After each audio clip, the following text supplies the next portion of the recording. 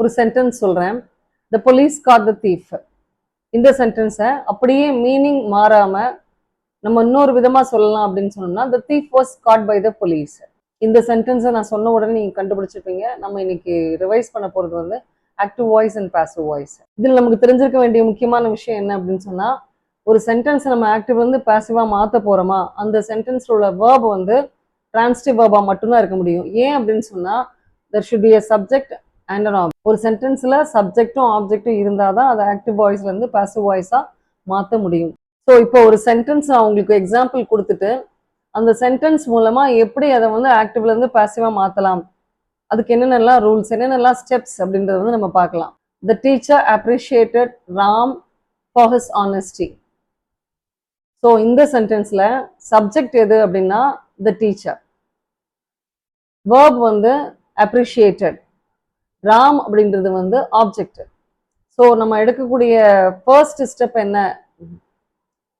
So நம்ம செய்யக்கூடிய first step என்ன அப்படின்னு சொன்னா சப்ஜெக்டை வந்து ஆப்ஜெக்டா மாற்றணும், ஆப்ஜெக்ட் வந்து சப்ஜெக்டா மாறணும்.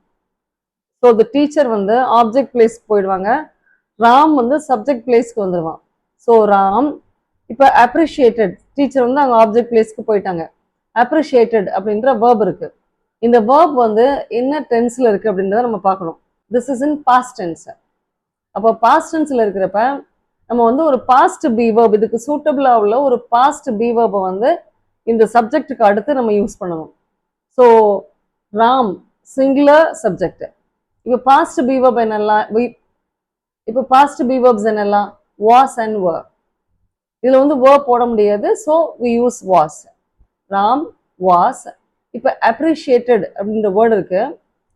இது வந்து ஆக்சுவலா என்ன வேர்ப் இருந்தாலும் சரி அதனுடைய பாஸ்ட் பார்ட்டிசிபிள் டென்ஸ், அதாவது அந்த மூணாவது டென்ஸ் சொல்லுவோம் இல்லையா, go went gone, do did done, write wrote written சொல்றோம் இல்லையா, அந்த மூணாவது டென்ஸ்.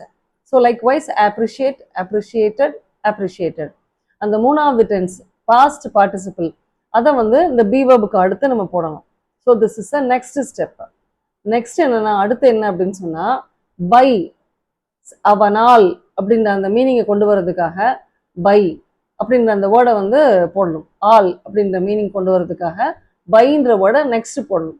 போட்டதுக்கு அப்புறம் நம்ம அந்த சப்ஜெக்ட் வந்து ஆல்ரெடி ஆப்ஜெக்டா மாறி அந்த இடத்துல இருக்குது.